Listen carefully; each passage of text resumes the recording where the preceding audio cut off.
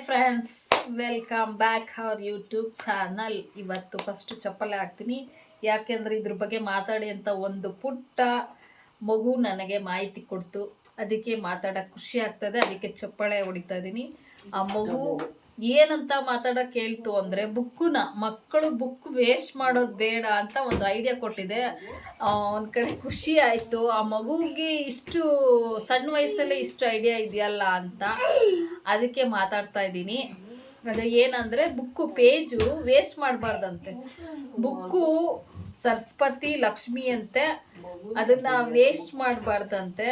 ಅದಕ್ಕೆ ಮಗು ಹೇಳ್ತು, ವೇಸ್ಟ್ ಮಾಡೋಕ್ಕೆ ಇದ್ರ ಬಗ್ಗೆ ಮಾತಾಡಿ ಮಾಹಿತಿ ಕೊಡಿ ಅಂತ. ಏನು ಅಂದರೆ, ಮಕ್ಕಳಿಗೆ ಪೇಜ್ನೆಲ್ಲ ಅರಿತಾರೆ, ಮತ್ತು ಎಷ್ಟೊಂದು ವೇಸ್ಟ್ ಎಲ್ಲ ಮಕ್ಕಳು ಆ ಥರ ಮಾಡಲ್ಲ.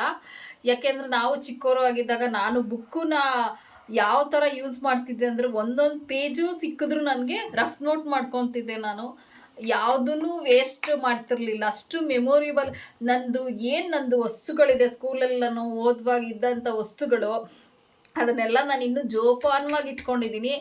ಅದ್ರ ಬಗ್ಗೆ ನಾನು ಒಂದು ಸಲ ವೀಡಿಯೋ ಮಾಡ್ತೀನಿ. ನನ್ನ ಮಾಸ್ ಕಾರ್ಡ್ ಸಹ ನಾನು ಯು ಕೆ ಜಿ ನರ್ಸರಿದು ಎಲ್ಲ ಮಾಸ್ ಕಾರ್ಡ್ ನಾನು ಇಟ್ಕೊಂಡಿದ್ದೀನಿ. ನಂದು ಅಷ್ಟು ಜೋಪಾನವಾಗಿ ಇಟ್ಟಿದ್ದೀನಿ.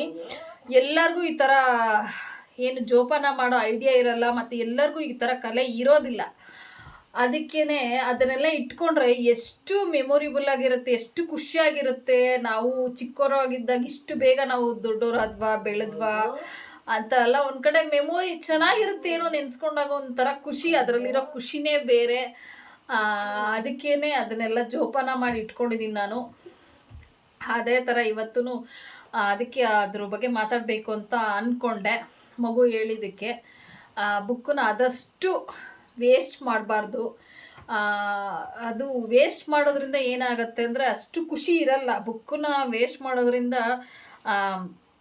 ಕೊಡಿಸೋರ್ಗೂ ಲಾಸ್ ಆಗುತ್ತೆ, ಮತ್ತು ಎಲ್ಲ ಒಟ್ಟಲ್ಲಿ ಟೋಟಲಾಗಿ ಒಂದು ಕಡೆ ಲಾಸ್. ಅದೇ ಒಂದು ಇದಿಟ್ಟರೆ, ಒಂದು ಜವಾಬ್ದಾರಿಯಿಂದ ನಡ್ಕೊಂಡ್ರೆ, ನಾವು ದೊಡ್ಡವರಾದ್ಮೇಲೆ ಅದು ಮೆಮೊರಿ ಆಗಿರುತ್ತೆ. ನಾವು ಈ ಥರ ಇದ್ವಿ ಚಿಕ್ಕ ವಯಸ್ಸಲ್ಲಿ, ಅದು ನೆನೆಸ್ಕೊಳ್ಳೋದೇ ಒಂಥರ ಖುಷಿ ಇರುತ್ತೆ. ಆ ಖುಷಿನ ಹೇಳೋಕ್ಕಾಗಲ್ಲ. ಈಗ ನನಗೇನು ಆ ಮಗು ಹೇಳಿದ್ದಕ್ಕೆ, ಒಂದು ಈ ಥರ ಮಾತಾಡಿ ಅಂತ ಹೇಳಿದ್ದಕ್ಕೆ ನನಗೆ ಇಷ್ಟು ಖುಷಿ ಆಗ್ತಿದೆ ಅಂದರೆ, ಅದೇ ನಮ್ಮ ವಸ್ತುಗಳನ್ನ ನಾವೇ ಜೋಪಾನ ಮಾಡಿ ಇಟ್ಕೊಂಡಾಗ ಇನ್ನೂ ಎಷ್ಟು ಖುಷಿ ಆಗುತ್ತೆ ಅಂತ ನಿಮಗೆ ಗೊತ್ತಾಗುತ್ತೆ. ನೀವು ಎಲ್ಲ ಮಕ್ಳಿಗೂ ಇದೇ ಥರ ಕಲಿಸಿ ಜೋಪಾನ ಮಾಡೋ ಥರ ಅಂತ ಹೇಳಕ್ಕೆ ಇಷ್ಟಪಡ್ತೀನಿ. ಇದನ್ನು ಪ್ರೀತಿಯಿಂದ ಹೇಳಿದ್ರೆ ಆದಷ್ಟು ಮಕ್ಕಳು ಕೇಳ್ತಾರೆ, ಕೇಳಲ್ಲ ಅಂತಿಲ್ಲ. ಪ್ರೀತಿ ಎಲ್ಲಿರುತ್ತೋ ಅಲ್ಲಿ ನಿಜವಾಗ್ಲೂ ಅದಕ್ಕೆ ಬೆಲೆ ಸಿಗುತ್ತೆ ಅಂತ ಹೇಳ್ತಾ, ಎಲ್ಲರಿಗೂ ಒಳ್ಳೆಯದಾಗಲಿ, ಎಲ್ಲರ ಆಸೆ ಕನಸು ಈಡೇರಲಿ ಅಂತ ಹೇಳ್ತಾ, ನಮಸ್ಕಾರ ಫ್ರೆಂಡ್ಸ್.